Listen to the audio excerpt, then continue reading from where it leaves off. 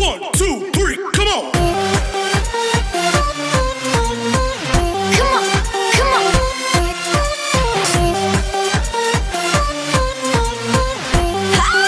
Kick. Halo anak-anak kelas 5, apa kabar? Semoga dalam keadaan semangat dan tetap sehat ya, walaupun berada di rumah. Nah, hari ini kita lanjut materi IPA kita tentang masih berbicara masalah organ pernapasan ya.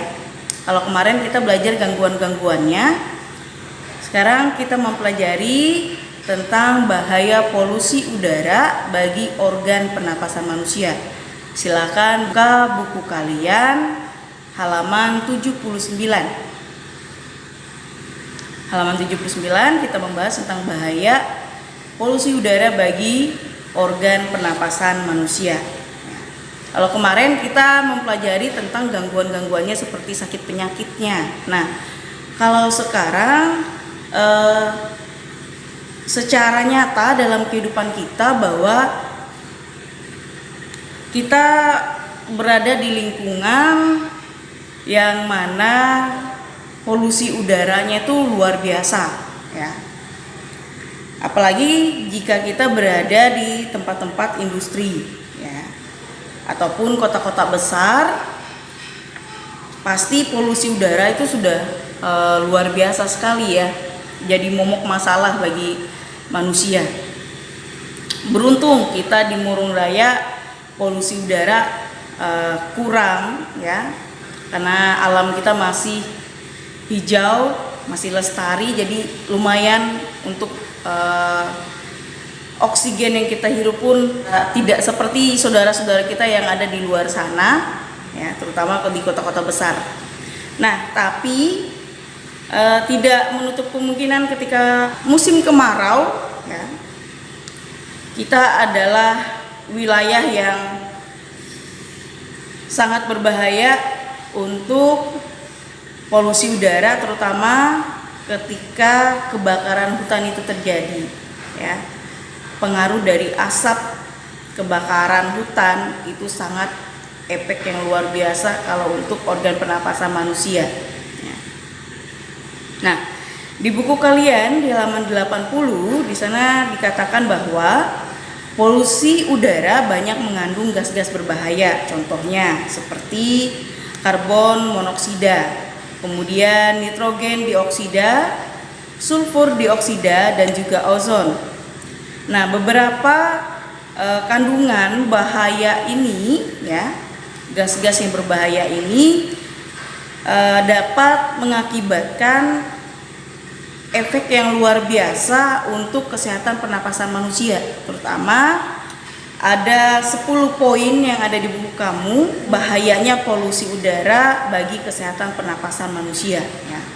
10 poin di sana. Yang pertama adalah kesulitan bernapas atau sesak napas, kemudian iritasi pada saluran pernapasan ya, dari yang hidung sampai ke paru-paru, kemudian alergi pada saluran pernapasan, dapat juga menyebabkan penyakit seperti batuk, asma, ataupun paru-paru ya, seperti bronkitis yang sudah kita bahas kemarin. Kemudian memicu gejala pada penderita asma. Yang keenam, memperbesar resiko terserang kanker paru-paru. Dan yang ketujuh, memperburuk kondisi penderita penyakit paru-paru dan jantung. Selanjutnya, mengurangi kekebalan tubuh untuk mencegah kita terserang penyakit ya.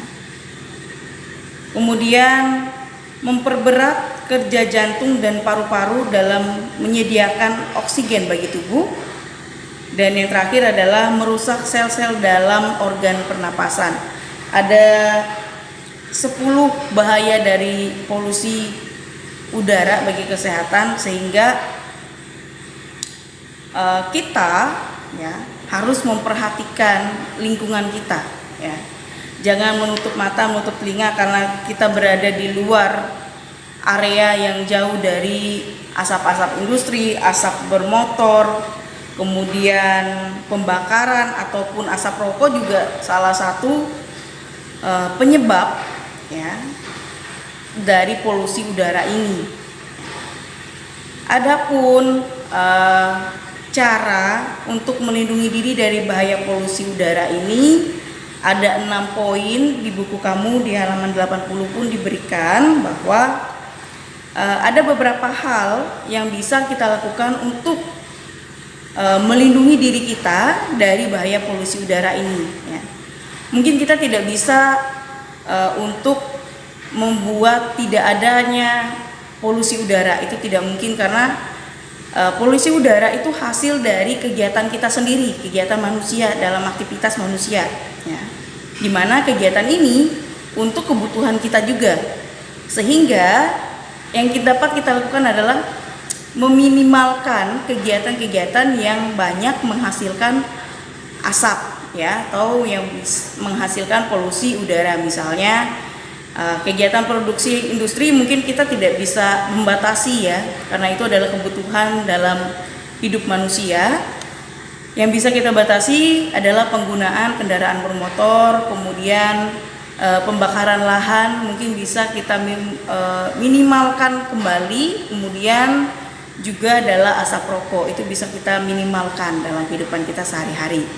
Nah, selain juga kita meminimalkan kegiatan tadi, kita juga bisa melindungi diri kita dari polusi udara ya. Salah beberapa caranya yaitu yang pertama adalah menghindari lingkungan yang dipenuhi polusi udara. Itu yang pertama. Yang kedua, menghindari asap rokok. Yang ketiga, menggunakan masker yang menutupi hidung dan mulut saat kita berada di area yang banyak menghasilkan polusi udara. Kemudian, mencuci bersih semua bahan makanan sebelum dimasak dan dikonsumsi. Selanjutnya, yang kelima, segera berobat ke dokter jika mengalami gejala gangguan pernapasan.